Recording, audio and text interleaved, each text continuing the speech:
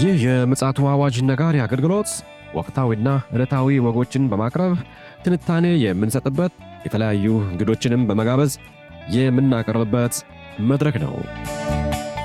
መረጃዎችን ያጠናከረ ይዞልን የሚመጣው ፓስተር አለማየሁ ነሙ ሲሆን ፕሮግራሙን የመራና መሰናዶውን ኤዲት በማድረግ ወደ እናንተ የሚያቀርበው ይልቃል አስራት ነው።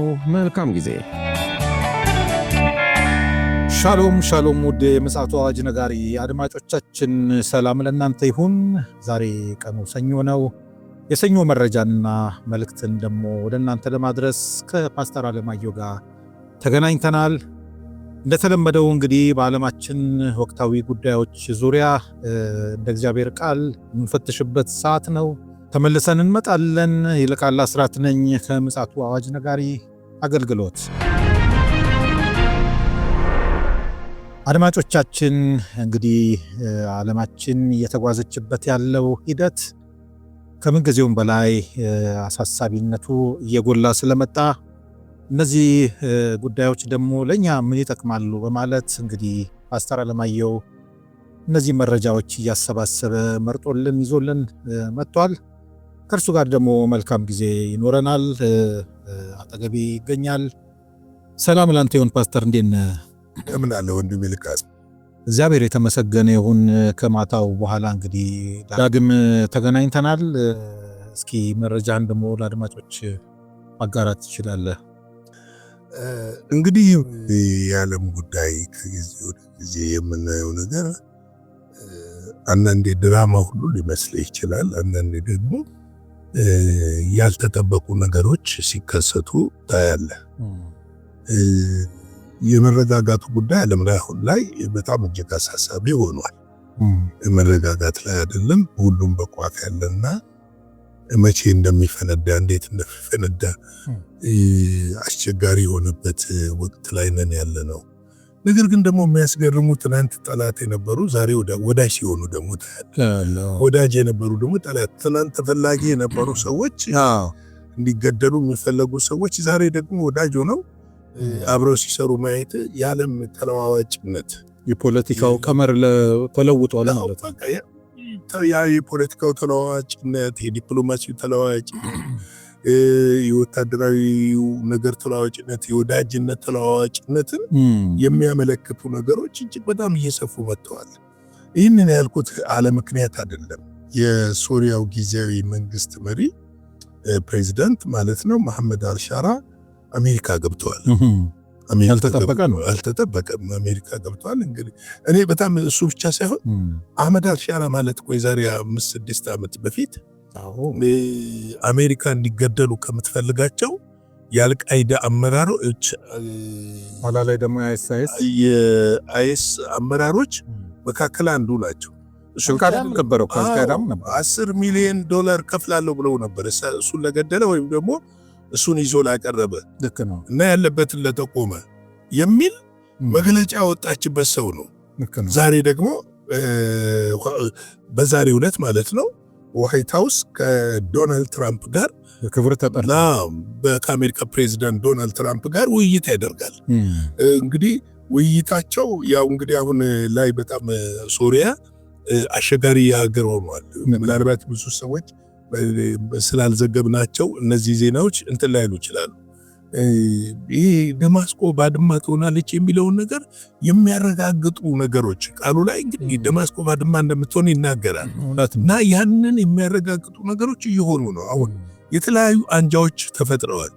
አይኤስ እየተዋጋ ነው ያለው ከዚህ ከአልሻራ መንግስት ጋር።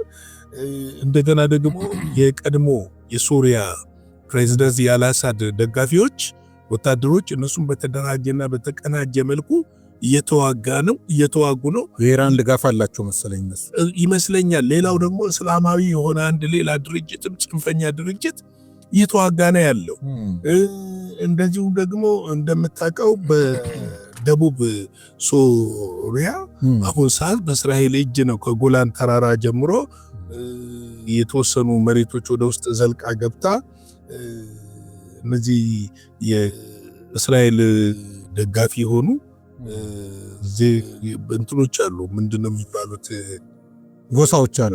ቦርዴ ነው ምንድነው የሆነ ስያሜ ያላቸው ስያሜው ለጊዜ ያልመጣልኝ እና እነዚህን ሰዎች ጋር ግንኙነት አላትና እነሱን እንጠብቃለሁ በሚል የስጋት ቀጠናም ነው በሚልና ያንን ቀጠና እንደገና እንትን በማለት እዛ ገብታለች። ልክ ነው። እና በዚህ እንግዲህ ይሄ ሶሪያ የተረጋጋ መንግስት ባልሆነበት ሰዓት ነው አሁን እሳቸው ወደዛ ሄዱት። የሚያስገርመው ነገር እሳቸው ትናንትና እግራቸው እዛ እንደረገጠ የአሜሪካ መንግስት ከአሸባሪዎች ከሚፈለጉት ስም ዝርዝራቸውን አውጥተዋል።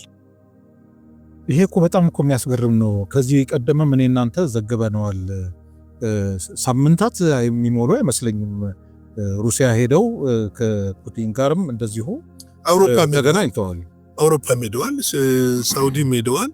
ሳውዲ እንደውም ከዶናልድ ትራምፕ ጋር ተገናኝተዋል። እዛ ጋ ነው ጅማሬው እዛ ጋ ነው ያለው። ተገናኝተዋል። እንግዲህ በምን ጉዳይ ላይ ነው የሚነጋገሩት የሚባለው ነገር አሁን ሶሪያ አንድ በዋናነት የምትፈልገው ነገር ወታደራዊ ብቻ ሳይሆን የኢኮኖሚ ድጋፍ ትፈልጋለች። የተጣለባት ማዕቀቦች አሉ። እነዚህ ማዕቀቦች እንዲነሱ ትፈልጋለች። ሌላው ደግሞ እስራኤል የያዘችውን የደቡብ ሶሪያን ቦርደር ግዛት ለቃ እንድትወጣ ትፈልጋለች። በእነዚህ ጉዳዮች ላይ ይወያያሉ የሚል ነገር አለ። ይሁን እንጂ በጣም የሚገርም በትናንትናው ዕለት ኔታንያሁ ለጋዜጠኞች በተናገሩት መሰረት ምንድን ነው ያሉት? ኔታንያሁ በሶሪያ ላይ አሁንም ጥያቄ አለን፣ በአልሻራ መንግስት ላይ አሁንም ጥያቄ አለን። ስለዚህ እኛ አሸባሪነቱን አናነሳም ነው ያሉት። እኛ አሁንም ሰላማዊ ሰው ነው የሚለውን ነገር ወይም ደግሞ ጤናማ ነው የሚለውን ነገር አንቀበልም የሚል ነገር አንስተዋል። እና ይህንን ማንሳታቸው ደግሞ ምናልባትም ውይይቱ ላይ ጥላ ያጠላ ይሆን፣ አሜሪካ ለሶሪያ የምታደርገውን ድጋፍ ወይም ደግሞ ይሄ ማዕቀቡ እንዲነሳ መፍቀዱን እንትን ይሆን የሚል ነገር አለ። ስጋቶች አሉ። አሜሪካ እዛ ጋር በግድ ፍላጎት አላት። እውነት ነው። ሶሪያ ራሽያን ፍላጎት አላት እዛ ጋር፣ ኢራንም ቱርክም አለ። ሁሉም ፍላጎት አላቸው እና ፍላጎታቸው ደግሞ ምንድነው ለሶሪያ ህዝብ የሚጠቅም ሳይሆን ያላቸው የወታደራዊ የበላይነትንና ቀጠናውን ይሄ መካከለኛው ምስራቅ የሚባለውን ቀጠና ለመቆጣጠር እንዲያመቻቸው ከመፈለግ የዘለለ ለህዝቡ የታሰበ ነገር ነው ማለት አይቻልም። ሁሉ ልክ አውሮፓውያኖች ኒኩሌር ነው ዩክሬን ላይ ዩክሬንን የመስዋዕት በግ አድርገው ከሩሲያ ጋር ባላቸው ጦርነት እንዳደረጉት ማለት ነው። ከተማ አገር ነው እየፈራረሰ ያለው። እውነት ነው። አሁንም ይሄ እጣ ነው መሰለኝ ሶሪያ የሚገጥማት ወደፊት። ሶሪያ እንደ ሀገር ለመቆም ገና ብዙ ርቀት አለ። ምክንያቱም ቀጠናው ራሱ የተረጋጋ ስላልሆነ። ልክ ነው። ቀጠናው ራሱ የተረጋጋ ስላልሆነ እንደ ሀገር ለመቀጠል ብዙ እንትን አላት። ሌላው አሜሪካን ያናወጠው ነገር ነው። ዛሬ እንግዲህ የአሜሪካ ፌዴራል መንግስት ከተዘጋ 40ኛ ቀኑ ነው። ነገር ግን ጊዜያዊ ስምምነት ለጊዜው አድርገዋል። በዛሬው ዕለት ማለት ነው ለጊዜው አድርገዋል። ይሁን እንጂ ግን በጣም ጉዳት የሚያሳየው ነገር በትናንትናው ዕለት ብቻ 1400 በረራዎች ተሰርዘው ነበር። ይህ በጣም ከፍተኛ ነው። 1400 በረራዎች ማለት ትልቅ ቀውስ ነው። ተሰርዞ ነበረ። እንግዲህ ምንድነው ምክንያቱ የሚለውን ነገር ስታይ በእውነቱ እንደው ፓስተር እኔም ራሴ አንዳንዴ አድማጮችም ግልጽ እንዲሆንላቸው የዚህ የሎክዳውን ወይም ደግሞ በሁለቱ ፓርቲዎች ምክንያት የፌዴራሉ መስሪያ ቤቶች መዘጋቱ ምክንያቱ ምንድነው? ደሞስ ወደፊትስ ምንድነው ሊያጋጥመው የሚችለው? ሁለቱ ፓርቲዎች አሁን ወደማይታረቅ ቅራኔ ውስጥ እየገቡ ነው ያሉት። አሁን የሊበራሊዝም ተከታዮች ናቸው ዲሞክራቲዎች፣ የኒው ሊበራሊዝም። የዶናልድ ትራምፕ የሪፐብሊካኖች ቀኝ ዘመሞች ናቸው አውቃል ድሮ። ግን ምንድነው ሁለቱ አሁን ያልተግባቡበት ከፍተኛ ነጥብ አንዱ የኦባማ ኬርም የጤና ፖሊሲ ማለት ነው። አዎ የጤና ሶሻል ድጋፍ ነው። ሁለተኛው የሶሻል ይሄ በየንቱኑ እንግዲህ ሆክ ሴንተሮች አሉ፣ መመገቢያ ማዕከሎች አሉና እዛ ማዕከሎች ላይ ሶሻል ሴኩሪቲ የሚባለው ፈንድ ማለት ነው። እሱን መሰረዝ ነው የሚፈልጉት ኦባማ። ዲሞክራቶች ደግሞ ማነው ትራምፕ ማለት ነው? ትራምፕ ይቅርታ፣ ትራምፕ እሱን መሰረዝ ነው የሚፈልጉት። ዲሞክራቶች ደግሞ እሱ እንዲሰረዝ አይፈልጉም። እሱ ዋናው እንትን ናቸው እነሱ። መንገደኛ ሰብስበው ዶናልድ ትራምፕ ሲናገሩ ግን ትንሽ ለዜጋቸውም የሚጠነቀቁ አይደሉም እና ምንድነው መንገደኛ ሰብስበው ለማብላት እና መንገደኛና ድራግ አመላላሾችን እስር ቤት ያሉትን ለማከም የሚያወጡት ወጪ ነው። እኛ ይሄንን አናደርግም የሚል ነገር ነው ያነሱትና እነዛ ደግሞ መንገደኛ የሚሆኑ ምንም ዜጎች ናቸው። ዜጎች እስከሆኑ ድረስ መብታቸው ነው። ስለዚህ የጤና ዋስትና ህዝቡ፣ የሶሻል ሴኩሪቲ ዋስትና ህዝቡ ሊኖረው ይገባል የሚል አርጊውመንት ነው ያላቸው። እንግዲህ ነጥቡ ይሄ ነው። በጀቱም ያልጸደቀው በእነዚህ እስከ 40 ቀን ድረስ የዘገየው ይሄ ነው። አሁንም ጊዜያዊ ስምምነት እንጂ በጀቱ ሙሉ ለሙሉ ጸድቋል የሚል ነገር አልተሰማም። ምናልባት ከዛሬ ይመስለኛል ሴኔቱ ስብሰባ አድርጎ በዚህ ጉዳይ ላይ እልባት ያገኛል ብሎ ይጠበቃል። ግን አሁንም በዶናልድ ትራምፕ ላይ ያለው ጫና ከፍተኛ ነው። ምክንያቱም አሁን ሌላ ባለፈው 7 ሚሊዮን ህዝብ ነው አይደለ? ሌላ እጥፍ ሰልፍ እየጠበቃቸው ነው እና አገር ውስጥ ያለው ፖሊሲም ፖለቲካውም መረጋጋት አልቻለም።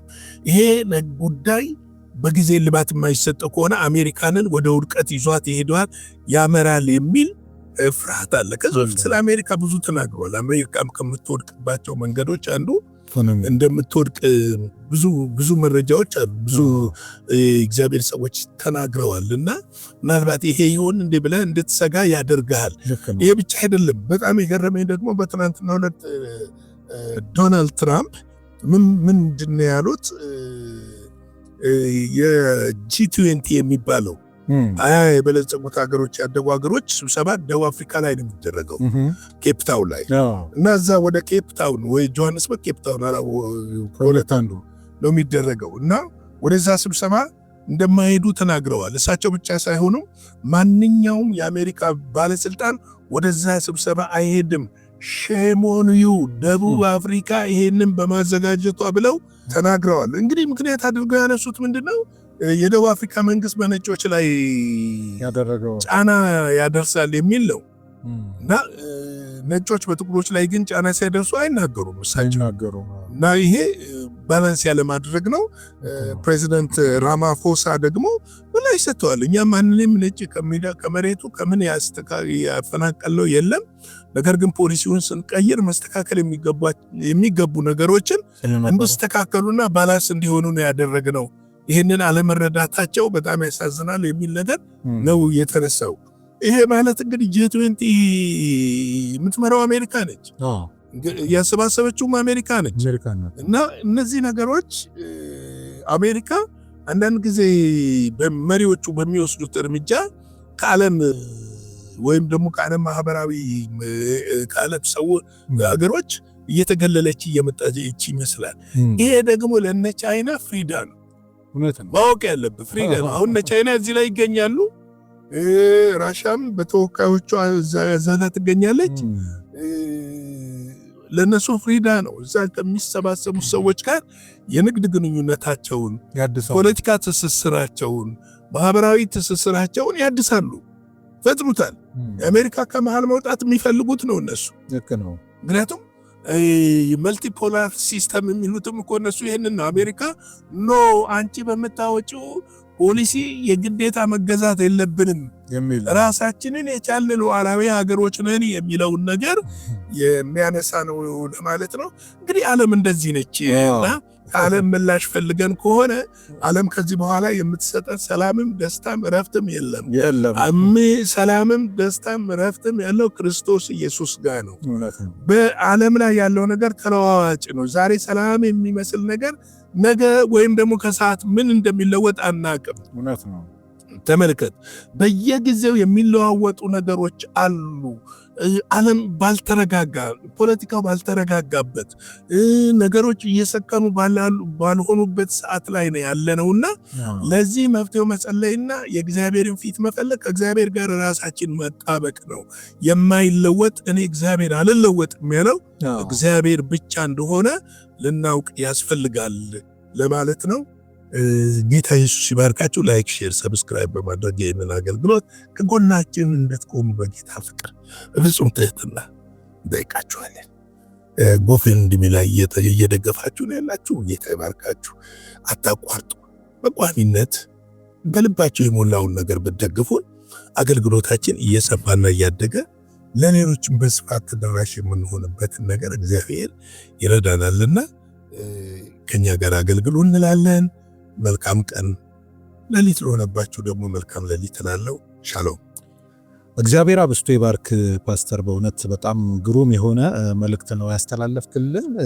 በተለይ ዓለም ምንም ነገር እንደማትሰጠን ማወቅ አለብን ያልከው ነገር በጣም በጉልህ መሰመር ያለበት ጉዳይ ነው ብዬ አምናለሁ። $1 ቢሊዮን ቢኖረን ሰላምን ልንሸምት አንችልም፣ ጤናን ልንሸምት አንችልም፣ እረፍትን ልንሸምት አንችልም።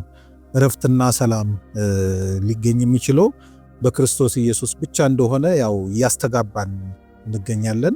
የምታዳምጡን ወገኖች ይህንን በስራ ላይ ካዋልን እውነት ነው ትክክለኛውን ሰላምና እረፍት እንደምናገኝ እየነገርናችሁ ነው። እንግዲህ ለዛሬ ይዘን የመጣነው መልእክትና መረጃ ይሄንን ይመስላል። በምሽቱ ደግሞ በሌላ አዳዲስ መረጃዎችና እንዲሁም ደግሞ መልእክትም ጭምር ተመልሰን ምንመጣ ይሆናል። እስከዚያው ጊዜ ድረስ እስከዚያው ሰዓት ድረስ መልካም ጊዜ ይሁንላችሁ። ሻሎም። ለዛሬ ይዘን የመጣነው ወቅታዊ መረጃ ይህንን ይመስል ነበረ። በሌላ ጊዜ በሌላ መሰናዶ እስከምንገናኝ ሰላም ለእናንተ ይሁን።